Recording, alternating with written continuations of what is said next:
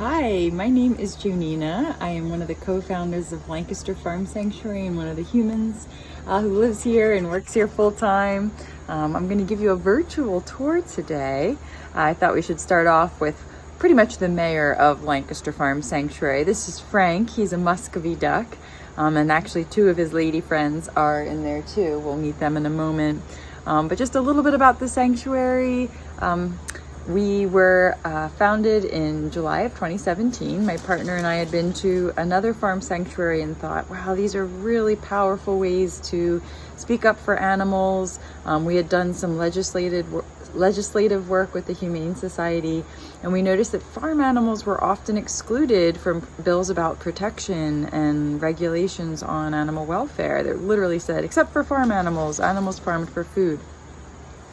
So we really wanted to advocate for them, and here in Lancaster, PA, it's a huge area for factory farms and a lot of intensive animal agribusinesses.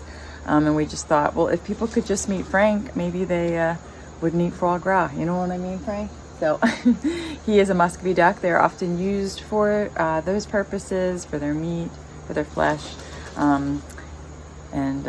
He's really way more fun to hang out with day after day, we think. So let me flip the phone around and introduce you around. Yes, so here's Frankie again from a better angle with the camera. One of my favorite things about Frank is when his hair stands up straight. Are you gonna show us your moves, Frank?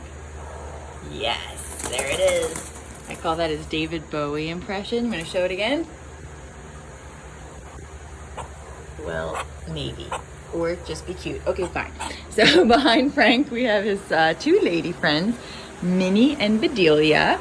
These two gals are also Muscovies. And there are three ducks that we have in our duck flock right now. They spend a lot of time in here, but they can also walk. They can easily fit outside their outside gate, and they actually walk all around the property all the time. But midday, you know, it's a warm afternoon, so they're just kind of hanging out in the shade in the fan area. Yes, Frank, we see you. Everyone's got a story here. So actually both Minnie and Bedelia were found on the side of the road. It's very common for Muscovy ducks to have been purchased as ducklings, usually like from Tractor Supply in the springtime around Easter. And then they're often discarded once they grow up. So they were found roadside, both of them, and that's probably what happened. That's very common. Now, before we leave the barn area for the rest of the tour, we had to come meet Randy and Ralphie. These are two pot-bellied pig brothers who do spend a lot of time napping, especially during warm weather. Here's Randy. Hi, bud. Potbellies are one of the most common animals that we get contacted about. People think they'll be fun house pets, and then they're actually not always suited for the indoors. So it's so interesting when we have that chance to help educate the public, and we say, you know, they're descended from wild animals, so it's much better for them to have outdoor space, access to fresh air, and the earth. And these guys were confiscated by the Humane Police, our local police, from a really tough neglect situation. They could barely walk when they came here 8 months ago. They were so nutritionally imbalanced. They actually couldn't see or hear. But as you can see here, Randy's able to find just that right post for scratching. So he's doing great. Their hooves were really overgrown, but they're doing so well. They make great friends. You can see why people want them around, but we just try to always advocate for the right situation for them. You don't want to force them into your apartment, you know. It's not the best for them. Oh my gosh, as I was walking to the goat area, they decided to run here. Hi guys. Hi. You're the winner, Kim. Kim made it first, then B, Livy, Benji, June, Pip, and then in the back is their mom, Rose. Hi, guys. Hi, I'm coming in there. Here hanging out with June, her sister, Pip, and this is their mom, Rose. Hi, she could not be sweeter. They really are all just total sweethearts. It's actually a nice, cool day here, so some of us are just kind of enjoying a scratch on the ground there. There's Kim and B. And Benji. and Livy's in the back. So this is our all goat herd. These guys are together because they just bonded in the order that they were rescued and the way they lived at the last property. It made sense to keep them together. They're very much a crew. They're a family. So seeing them get to grow together, these babies over there and Beatrice over there, they've never been anywhere but in the sanctuary. We rescued them the day they were born. That's typical Livy. So to have them feel so safe and secure from day one it is a wonderful thing about sanctuary. And then Livy here, who would love some head scratches. He's jealous. He pushed someone else out of the way so he could get them all. Livy was our first ever four-legged rescue. He and Benji were taken away from their moms. Benji probably from a goat dairy. Livy was more used like a kind of like a breeder, like a pet situation. But they found their way here. Benji was found on the side of the road and had some serious health problems when he was young. But he's doing great. He had a tough first couple weeks health-wise, and then he's really thriving now. And Livy, he just thrives. I mean, this guy, he's the best. They're all the best. So goat medicine is real. Hanging out with them will put a smile on my face every time. And if I ever feel like I'm getting overwhelmed and the work of this place is too much, you just, hang out with any of the residents. These guys definitely will remind you why you do it. So these two sisters, they're about 1.5 years old now, and they're still playful. Are you showing off? Well, just having fun. The sunset's right over there, and these guys tend to stand right here and look at the sunset until it's gone. It's really cute. And we're going to build them a bigger playground soon. So here we're meeting some of our most recent rescues. This is Jimmy. He's a pony. Yeah, he's a sweetheart. And then that's his sister, we think, Harper on the left.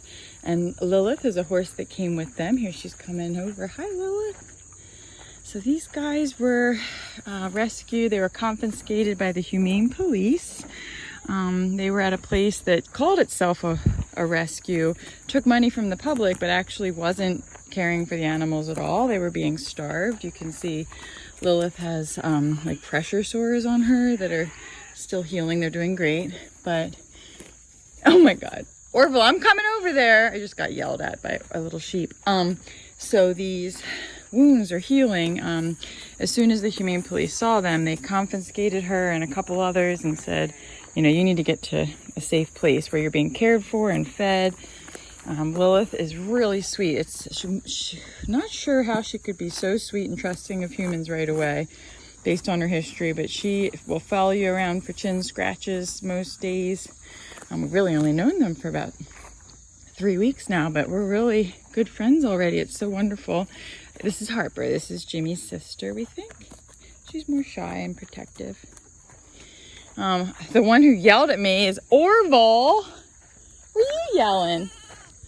The one on the left is Orville. And then that's Dustin and Lucas. Here's our baby brigade at current, our youngest baby ruminants, I think. Yes, that's true. The two goats, the whiter shaded goats here, are the babiest babies around right now.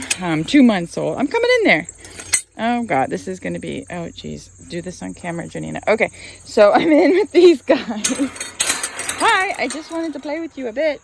This is Dustin and Lucas. And again, Orville. Are you going to yell at me like that on camera again? No. So these guys are 2 months old. They came from a goat dairy. Their mom sadly died while delivering them. And so the breeder said, I have no use for boy goats. That's a common thing. So she was going to dispose of them, and luckily instead thought to contact the sanctuary. Orville's a little lamb who makes sounds like a little pig. Orville! He is about 4 months old now. This little lamb here has been through a tough time with his health. So here is Cece and her friend Honey, 2 alpacas. They are with us about 2 months now. They came from a neglect case. Local farmers, they didn't have shelter. They had some neurologic and health problems as a result of maybe exposure or poor nutrition. We're not sure. Could have even just been a virus, but they have some movement troubles, more so Honey walks a little different, but she does do fine. She does walk, and she's shy, so I'm not gonna press in. Patrick's not too shy. I see a sheep over here who might want to say hello if the bugs aren't bugging him.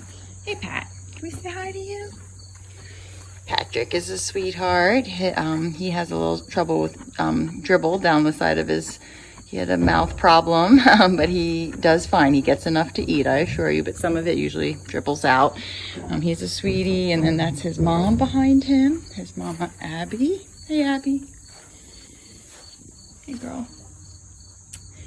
And Abby has another baby named Gertie. So Patrick's sister is Gertie. Hey. These guys came from a horrible abuse case. I guess you hear that in my stories a lot. The humane police got them out of a horrible situation. Actually, they rescued Abby and she was pregnant with them. So another one of those stories where babies were born in safety and didn't have to know otherwise. But I'd say the trauma kind of got passed on for a little while. It took a long time for Gertie especially to sort of just let herself relax around us, and I think she was taking cues from her mom. It took Abby a very long time to learn to trust humans after some of the abuses she had been through. All right, say goodbye to these guys. We're gonna switch pastures. Bye, Lukey. I don't know if you can hear him, but the grunt chewing just gets me every time. You cutie. We have switched pastures. Here we are being welcomed by Kevin into a mostly cow herd, but Kevin here is a goat. He and his sister Nan are the two goats in this herd. Kevin and Nan came from a dairy. They were actually born with an extra nipple, so that made them not desirable. So someone at the breeder said, let me get them to Sanctuary. She said her alternative would have been a live auction. So Nan and Kevin, they are doing fine. The reason they're in with the cows instead of the other goats that we met, for one, they don't have horns. So right from the beginning, putting them anywhere near goats with horns wasn't immediately as accessible. But also just the timing. When they came, Moki was a baby too. So there you're seeing Moksha. We call her Moki the calf. So they were all babies together, born the same weekend actually, and they came about a week apart. And so even though it was a calf and two goat kids, they actually just bonded so quickly and well. So the three of them never want to be apart. We briefly tried it when they got a little older. We were shifting pastures. We said, oh, well, let's put goats with goats and cows with cows. But they cried for each other. They did not want to be apart. So we're happy to say they get to stay together. We just have to make it work sometimes, shuffling for minerals and stuff. I was wondering where you were. There's Bessie. We'll be back to meet you, Bessie. Hold on. So here's Moksha. Moksha and Kevin and Nan are 6.5 months old now. She's another dairy rescue. Everyone in this herd came from the dairy industry. And Moksha was born sterile, they think. They weren't even sure, but they were selling her for dog meat for $2. And one of the workers at the dairy said, I'll buy her, and tried to find her a home, and eventually she got to us. So she is kind of like a big sister to Kevin and Nan. She licks them and grooms them, and they sleep together, play together, eat together. It really works out great with just a little bit of an exception, and that is that cows don't mind the rain, at least the cows we've met here. And the goats don't love it. So if it rains, she might still be outside in the summer enjoying a cooling rain, and then these guys run for cover. So that's pretty much the only time you see them apart, really, by choice, the rain factor. Otherwise, it's togetherness. And I've even seen the goats just hang out there in the rain because they'd rather be with Moki. Here we are with, hello, this is Opal, turkey. And behind her is another turkey named Santosha and a lot of Cornish hens. Everyone's got a name. Let's see. So right there's Millie, one of our most original rescues, first animals we ever took in. Millie was among them. Over there I see Mabel. She was also among them. I here's someone newer. Here's Cassie. So she came just about a year ago from something called the Kaporos, a religious festival where birds were being sacrificed, and she was just left on a corner, as trash in a crate with a bunch of her sister friends, in like a trash can situation, because she wasn't sacrificed in the religious event. It was very intense. So, you know, just all different stories. Ruthie fell off a slaughter truck, and was found on the side of the road with a huge gash under her belly, couldn't walk, obese, respiratory infection, and then but at 40 days old, she was on that slaughter truck, so she's still very young. That was in March, but she's made, luckily, of almost full recovery. Just a little respiratory condition remains. We just have to help her with that, sometimes with medicine. So Opal, rescued from like a backyard butcher scenario. And Santosha, that other turkey, now she's all the way over there. Actually, let's go. Ruthie, I'm sorry, I'm gonna leave. I have a bunch of friends around me. But Santosha's story is so compelling. She was rescued 2 days before Thanksgiving, 2 Thanksgivings ago. She was rescued from a factory farm, so you can see they cut off her toes and her beak to keep her in one of those long houses. So the welfare is the worst in those confined animal feeding operations, if, you know, they're in like a shed, basically, with, you know, thousands of others. Opal, yes, you're beautiful. We see you too. Very beautiful. Oops. Okay. You can see these girls have egg on their face. We break the eggs for them occasionally, so she's literally got egg on her face. I think that's a thing. But Santosha, we got to watch her take her first steps ever on grass. And again, the symbolism of her rescue, her liberation, coming just before Thanksgiving. She wasn't purchased in time to be of use to the farmer, and they were willing to spare her. So it was really awesome. Ow! Oh my goodness. Oops. I was not giving Opal enough attention, and she just pinched a freckle on my arm to let me know. Thanks, Opal. Got it. Okay. So that's the real story. I'm not even going to edit that out. That's how things happen around here. But these guys are all together, separate from the other chickens. Flock of birds, chickens that have been bred for their egg production. And so it's in this crew that I often like to tell the story of why there really is no ethical use of animals, and I don't know many ways that it's summarized better than with the egg-laying hen.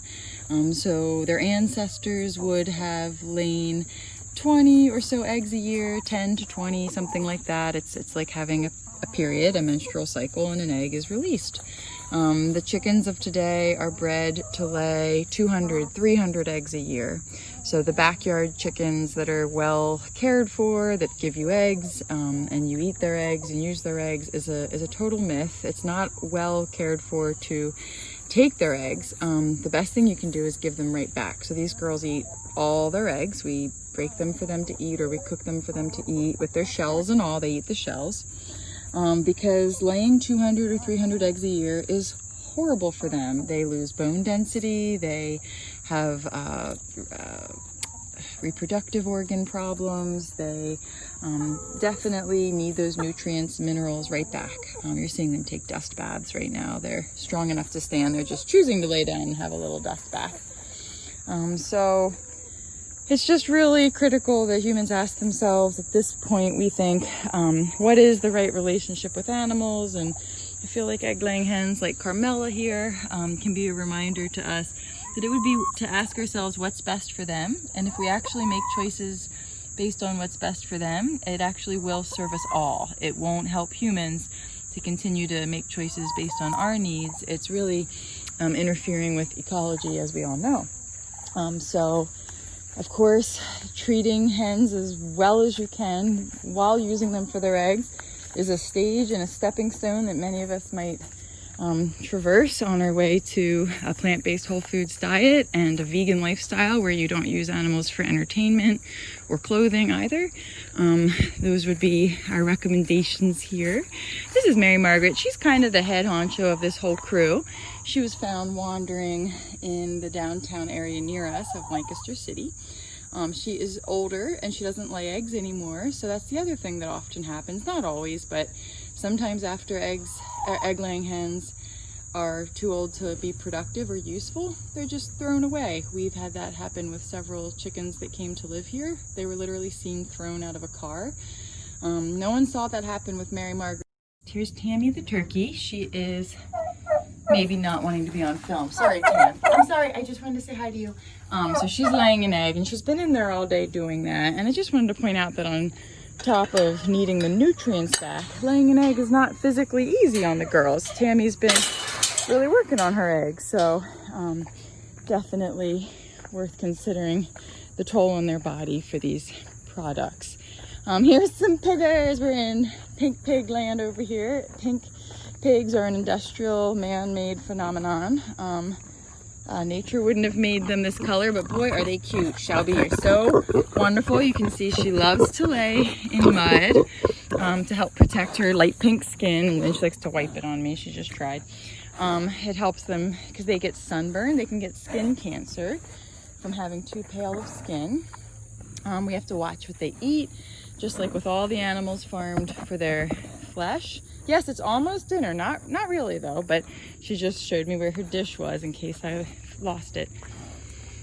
We have to constantly monitor them so they don't overeat. Shelby gets lots of fruits and veggies and exercise, and that helps. But for any pig that have been farmed for meat, we have to really watch that they don't overeat. They can get leg problems, joint problems, heart disease, more often cancers if their bodies are taxed with overweightedness. And here we have Charlotte. She's kind of the matriarch. Hey, lady. I don't want to startle her. She's in a... Are you dreaming? Can I say hi? Okay, yeah, there's Charlotte. She is about 500 or 600 pounds. I love her. You know, you try not to have your favorites, but me and Charlotte are really tight. She's a very protective gal. Like I said, pretty much she'll tell you if anything's going on that scares her for her crew. Charlotte and then her friend Willa came from a horrible abuse case. I feel like I've said that 10 times. They were kept in a shed, no access to the outside, and they were up to their eyeballs in their own wastes. Now this is a mud puddle with water in it. They tend to go to the bathroom somewhere totally different. They were kept in a shed. They weren't able to even be as clean as they actually are with respect to their body wastes. They were literally living in them, about to suffocate from them when they were freed. So Willa, she's got these looks. Show us one of those looks, baby. I will say goodbye now here in Pig Zone. Thanks for following me around and meeting everybody.